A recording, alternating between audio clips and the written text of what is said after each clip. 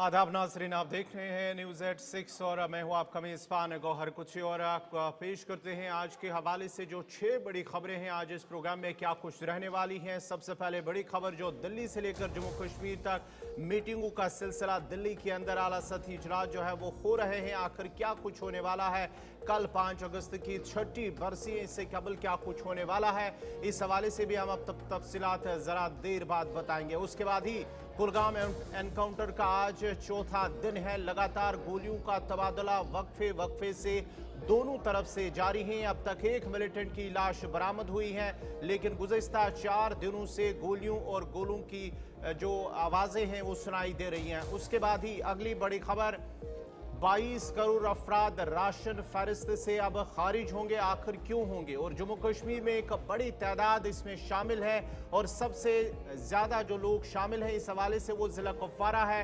क्या कुछ तफसीलात हैं हम थोड़ी देर में हम आपके सामने रखेंगे। उसके बाद ही बड़ी एक और खबर है जम्मू कश्मीर के हवाले से ही हम आपको बताएंगे कि जम्मू कश्मीर के हवाले से एक और बड़ी खबर, श्रीनगर के अंदर पुलिस की जानिब से 24 घंटों के अंदर एक मामले को हल करते हुए 5 अफराद को गिरफ्तार कर लिया गया। उन 5 अफराद को जिन्होंने गुज़िश्ता रात श्रीनगर के अंदर तशद्दुद पेश आया है, जहां पर उन्होंने जो मारपीट है वो की है, उस सिलसिले में पुलिस ने 5 अफराद को गिरफ्तार किया है। उसके बाद ही बड़ी और अगली खबर जो है, अमरनाथ यात्रा की मुअत्तली पर जो महान दीपेंद्र गिरी हैं उनका बड़ा बयान सामने आया है। आखिरकार वो बयान क्या है वो हम आपको थोड़ी देर में बताएंगे। और आखिर पर वजीर सेहत और वजीर तालीम सकीना मसूद यतू की जानिब से कहा गया है कि अस्पतालों के अंदर जो माहिर डॉक्टरों की कमी है उस हवाले से उन्होंने क्या कुछ कहा है। उन्होंने कहा है कि ये विरासत में हमें मिला है, लेकिन इस कमी को दूर कैसे करेंगे वो हम आपको थोड़ी देर में बताएंगे। लेकिन सबसे पहले बड़ी और अहम खबर दिल्ली से आ रही है, जहां पर मीटिंगों का सिलसिला गुज़िश्ता 2 दिनों से लगातार जारी है। वज़ीर आज़म नरेंद्र मोदी ने सदर हिंद से मुलाकात की, उसके साथ साथ ही वज़ीर दाखिला अमित शाह ने भी सदर हिंद से मुलाकात की और आज भी दिल्ली के अंदर मीटिंगों का सिलसिला जारी रहा। आज भी जो इंटेलिजेंस ब्यूरो के डायरेक्टर हैं उन्होंने और साथ ही साथ NSA अजीत डोवाल की जानिब से वज़ीर दाखिला से मुलाकात, और इस मुलाकात का मकसद क्या कुछ है वो जानने की कोशिश करेंगे।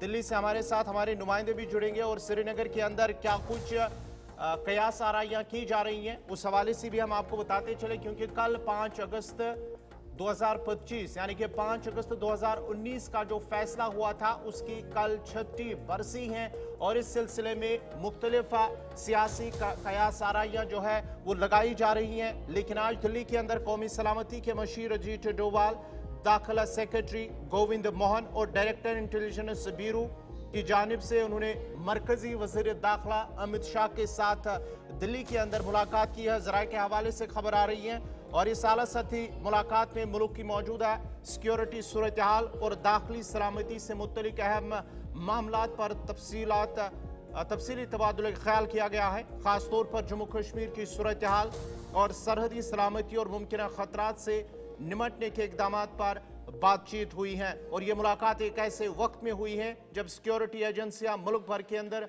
बढ़ते हुए खतरात के पेश नज़र अलर्ट है।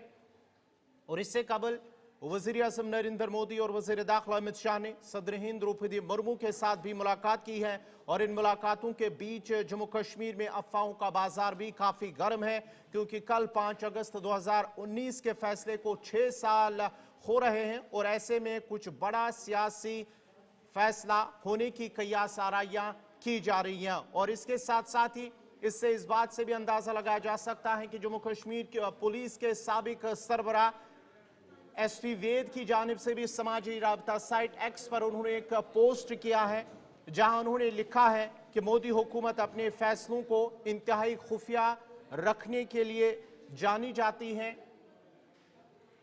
जिसका मतलब है कोई भी हतमी तौर पर नहीं कह सकता कि 5 अगस्त को कुछ होने जा रहा है या नहीं।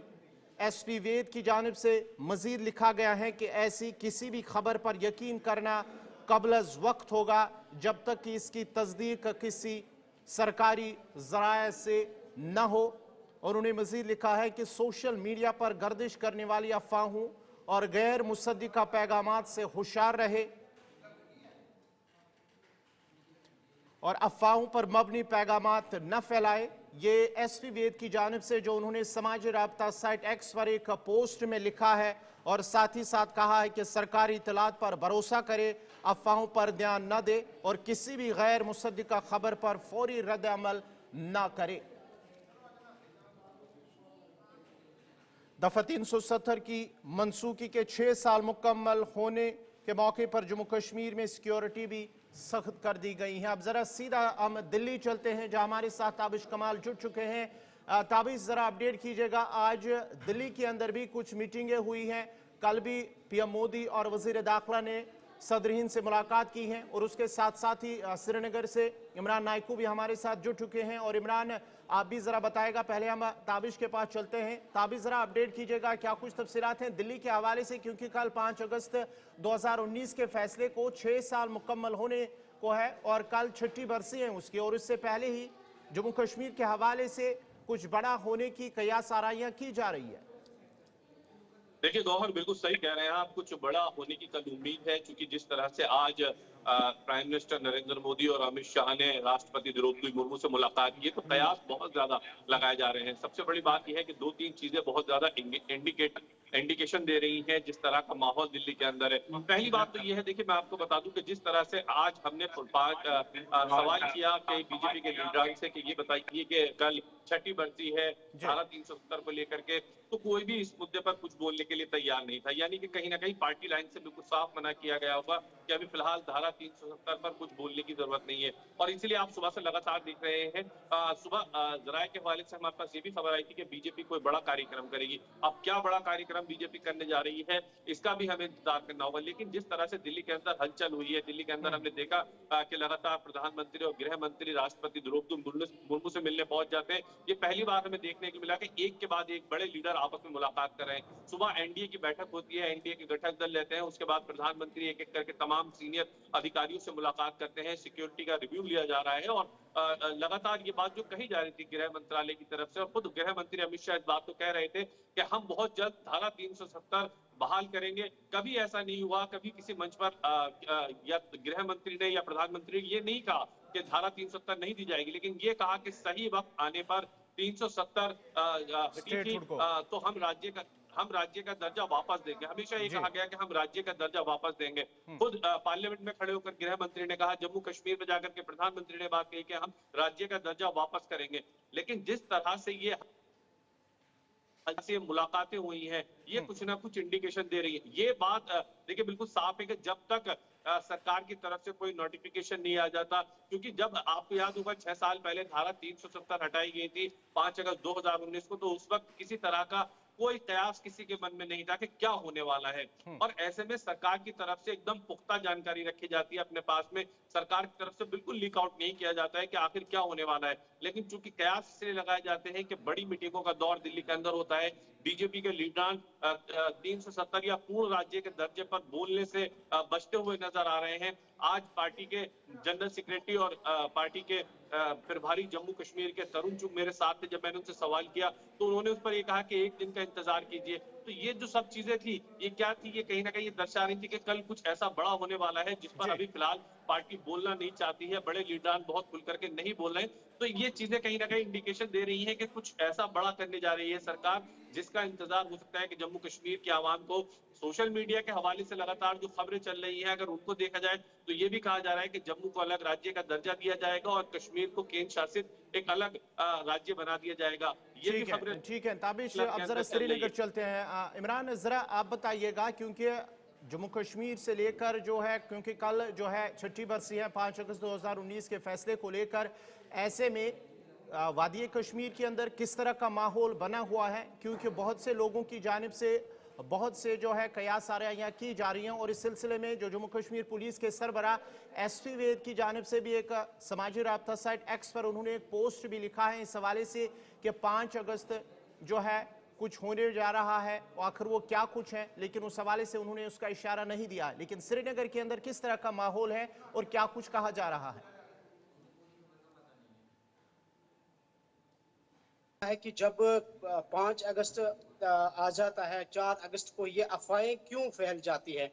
आपको याद होगा 5 अगस्त 2019 5 अगस्त 2020, 5 अगस्त 2021, 22, 23, 24 और अब 4 अगस्त 5 अगस्त 2025 तक, यानी 5 अगस्त 2019 के बाद 2025 तक, इन 6 सालों के दौरान 4 अगस्त को ये अफवाहें हमने फैलते हुए देखी।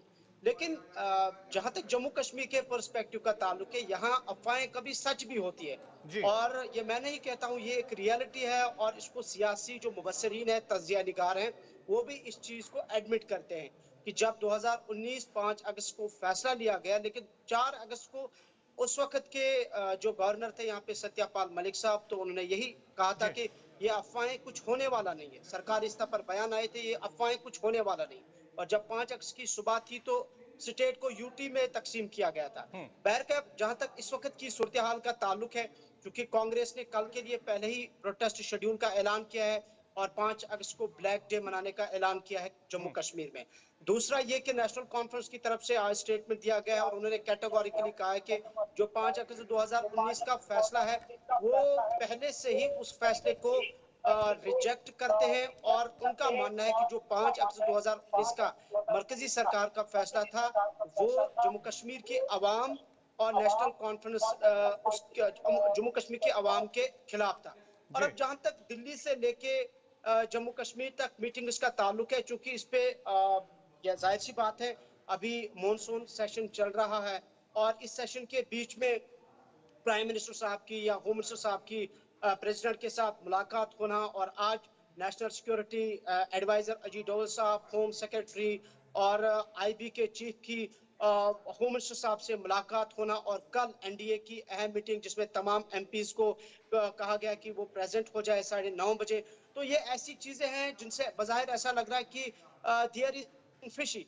लेकिन जैसे मैंने कहा कि सिर्फ हमें कश्मीर के पर्सपेक्टिव में ही 5 अगस्त को नहीं देखना है, बल्कि आपको पता होगा कि जो नायब सदर है, वाइस प्रेसिडेंट है, उनकी जो नॉमिनेशन है वो 7 से 21 फरवरी अगस्त तक है।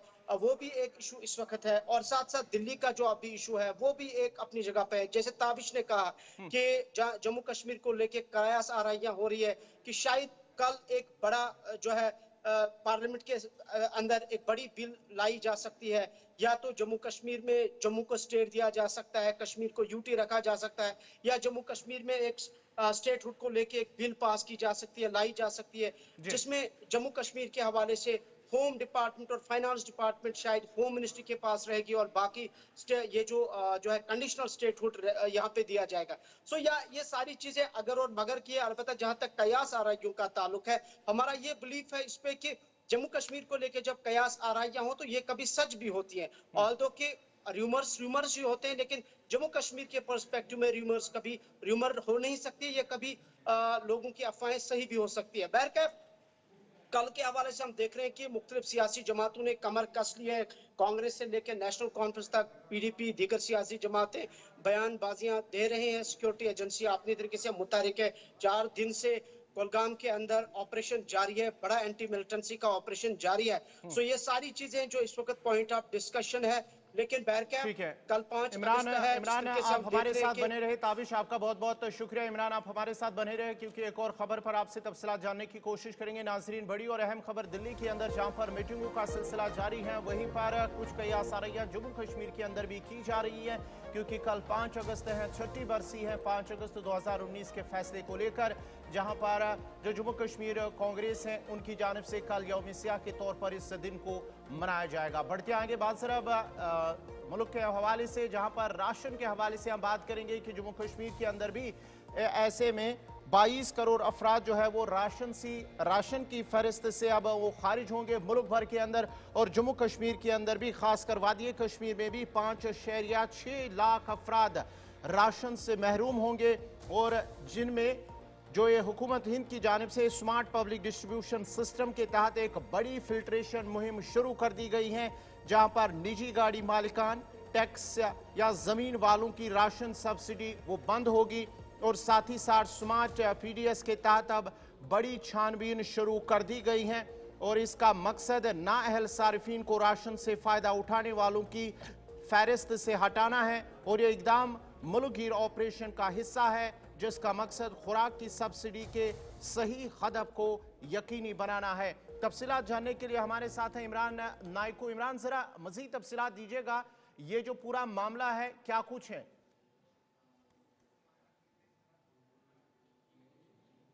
एक बहुत बड़ा डिजिटल इनिशिएटिव लिया गया है, एक overall major step government of India की जानिब से लिया गया है, जिस पर गुज़िश्ता 2-2.5 महीने से काम जारी था। और इस डिसीजन को या इस मेजर को गवर्नमेंट ऑफ इंडिया ने पब्लिक डिस्ट्रीब्यूशन सिस्टम के तहत शुरू किया है। और इसका बुनियादी मकसद ये है कि जो हकदार हैं, जो मुस्तहिक लोग हैं, वो राशन हासिल कर सकते हैं, AAY और BPL, या जिसे आजकल हम PHH कहते हैं। और इस सिलसिले में गवर्नमेंट ऑफ इंडिया ने मुख्तलिफ डिपार्टमेंट्स की वेबसाइट्स को इंटीग्रेट किया है। और इस इंटीग्रेशन से गवर्नमेंट ऑफ इंडिया ये चीज जानने में कामयाब हुई है कि मुल्क में कितने लोग ऐसे हैं जो डिजर्व हैं, जो मुस्तहिक हैं राशन के लिए, गवर्नमेंट की स्कीम्स के लिए, गवर्नमेंट की सब्सिडी के लिए। और जब ये filtration of ration cards government of India ने की अंडर स्मार्ट पब्लिक डिस्ट्रीब्यूशन, तो इससे पता चला कि गवर्नमेंट ऑफ इंडिया ने 22 करोड़ ऐसे लोगों को रिमूव किया है या डिलीट किया है जो इसके मुस्तहिक नहीं है। और इस टर्म को public distribution, smart public distribution system में कहा गया है कि राइटफुल बेनिफिशरीज या राइटफुल टारगेटिंग। और 22 करोड़ लोग ऐसे इंडिया में हैं जो अब इसके गैर मुस्तहिक करार दिए गए। और गवर्नमेंट ऑफ इंडिया का मानना है कि इस इनिशिएटिव से, इस फिल्ट्रेशन से पूरे मुल्क में 50,000 करोड़ रुपए की सालाना बचत होगी, 37,000 मीट्रिक टन खुराक की बचत होगी। और इसी तरीके से जहां तक जम्मू कश्मीर का ताल्लुक है, पिछले 2-2.5 महीने से यहाँ पे भी ये फिल्ट्रेशन का प्रोसेस लगातार जारी था। और कश्मीर वैली में 5,60,000 से ज्यादा ऐसे कंज्यूमर्स हैं जो ना अहल या ऐसे कंज्यूमर्स हैं जो नॉन डिजर्विंग करार दिए गए हैं। और इसी तरीके से जम्मू में भी तकरीबन 5 लाख से ज्यादा ऐसे अफराद हैं, ऐसे कंज्यूमर्स हैं जो गैर मुस्तहिक या नॉन डिजर्विंग करार दिए गए हैं। सो अब इसमें गवर्नमेंट ऑफ इंडिया ने पब्लिक डिस्ट्रीब्यूशन सिस्टम या स्मार्ट PDS के तहत एक क्राइटेरिया फिक्स किया है। और उस क्राइटेरिया से कहा गया है कि कौन लोग मुस्तहिक है और कौन लोग मुस्तहिक नहीं है। और जो लोग मुस्तहिक हैं उनसे कहा गया है कि उनकी जो फाइनेंशियल कंडीशन है वो अभी बेहतर नहीं है। और जिन लोगों को निकाला गया है उनका ये इस स्मार्ट PDS के तहत उनकी फाइनेंशियल कंडीशन बेहतर है। इसमें एक पॉइंट है कि जिनकी सालाना आमदनी 6 लाख है वो डिजर्व नहीं करते हैं 6 लाख से ज्यादा। जिनकी अपनी फर्म्स है और एनुअली उनका जो टर्न आउट है अपनी फर्म का वो 25 लाख से ज्यादा है, वो भी डिजर्व नहीं करते हैं। जिनकी कमर्शियल गाड़ियां हैं, 4 व्हीलर व्हीकल्स है, 4 व्हीलर व्हीकल्स, वो भी डिजर्व नहीं करते हैं। जो लोग 100 साल से ज्यादा उम्र के हैं वो भी नॉन डिजर्विंग में हैं। जो लोग 18 साल से कम उम्र के हैं और इंडिविजुअली वो अकेले रहते हैं वो भी इस स्मार्ट PDS के तहत डिजर्व नहीं करते हैं। इसी तरीके से दीगर जो इसमें कहा गया है कि जिनकी जो PM किसान होल्डर्स है, जिनको 2,000 या 6,000 जो मिलती है PM किसान के तहत सब्सिडी, अगर उन्होंने 2.47 हेक्टेयर जमीन किसान में दिखाया है PM किसान में, सो दैट मीन्स 21 कनाल से ज्यादा, 20 कनाल से ज्यादा अगर आपकी जमीन है, it means you are not deserving. So government of India ने कुछ ये क्राइटेरिया फिक्स किया है कि जो लोग मुस्तहिक हैं उन्हें उसमें शामिल किया जाएगा। बहुत बहुत शुक्रिया तफसीलात फराहम करने के लिए इमरान नाइको श्रीनगर से। इस हवाले से जहां पर जो हुकूमत हिंद की जानिब से एक बड़ा कदम, जिसमें जम्मू कश्मीर के अंदर तकरीबन 10 लाख अफराद ऐसे होंगे जिन्हें अब राशन इस हवाले से नहीं मिलेगा, क्योंकि हुकूमत हिंद की जानिब से एक नया सिस्टम जारी कर दिया गया है, स्मार्ट पब्लिक डिस्ट्रीब्यूशन सिस्टम, जिसके तहत अब फिल्ट्रेशन होगी और मुस्तहिक अफराद को ही सिर्फ राशन मिलेगा। बढ़ते आगे आखिर पर आपको बताते चले कुलगाम एनकाउंटर के हवाले से, जहां पर आज चौथा दिन है कुलगाम के देवसर अखाल इलाके के अंदर जो ऑपरेशन चल रहा है, आज चौथा दिन है और लगातार 72 घंटों से ऑपरेशन ये जारी है। और ऑपरेशन फौज, पुलिस और CRPF का मुश्तरका ऑपरेशन है। एनकाउंटर साइट पर गोलियों और धमाकों की आवाजें सुनाई दी जा रही है और सिक्योरिटी एजेंसियों का अब तक का ये सबसे बड़ा ऑपरेशन है। और इस ऑपरेशन के पहले ही दिन, जब ये ऑपरेशन जुमा को दिन शुरू हुआ था, तो वहां पर सिर्फ एक मिलिटेंट की अब तक लाश मिली है और वो मकामी मिलिटेंट, उनका ताल्लुक जिला पुलवामा के राजपुरा इलाके से है और इस मिलिटेंट से हथियार भी बरामद हुआ है। ये एक जंगली इलाका है, अखाल जंगली इलाका, जहां पर फोर्सेस और मिलिटेंटों के दरमियान लगातार ऑपरेशन जारी है। ये ड्रोन आपको टीवी स्क्रीन पर आप जो देख सकते हैं कि किस तरह से ड्रोन का इस्तेमाल, इसके साथ साथ ही हेलीकॉप्टर का इस्तेमाल और जो पैरा कमांडोज हैं उनकी खुदमात भी हासिल की जा रही है। तफसीलात के लिए हमारे साथ इस वक्त हमीद कुलगाम से हैं। हमीद बाट, जरा अपडेट कीजिएगा, क्या कुछ तफसीलात हैं? हाँ जी, हर एक जगह पे रिस्ट्रिक्शन दिखाई दे रही है, जगह जगह पे नाके खड़े कर दिए गए हैं। अभी अगर इनकाउंटर की हम बात करेंगे, यहाँ पे डीजीपी आईजीपी कश्मीर जो यहाँ पे आए हुए थे कल दिन में, उन्होंने एक बार यहाँ साइट का मुआयना किया था। उसके बाद आज भी वो यहाँ पे साइट का मुआयना करने के बाद वापस चले गए हैं। मगर इस वक्त भी यहाँ पे वक्फे वक्फे से गोलियों की आवाजें दूर दूर तक सुनाई दे रही है। अभी पूरी तरह से आर्मी इस पे कामयाब नहीं हुई है कि यहाँ पे मिलिटेंट छुपे बैठे हैं। वो जगह जरूर एक घने जंगल में है, वहां पे इस ऑपरेशन को चलाना बड़ा एक चैलेंज है। हाईटेक सर्वेलेंस से वहां पे मॉनिटरिंग की जा रही है और वहां पे जो देखा गया है कि जो दूर दूर तक गांव है वहां पे भी रिस्ट्रिक्शन दिखाई दे रही है और घर वाले जहाँ पे ये अखाल खुर्शन में है उनको कहा गया है कि वो घरों में के अंदर ही रहे, बाहर ना निकले। अगर किसी मेडिकल इमरजेंसी हो तो उस जमन में वो पुलिस या आर्मी के साथ राब्ता कायम कर सकते हैं।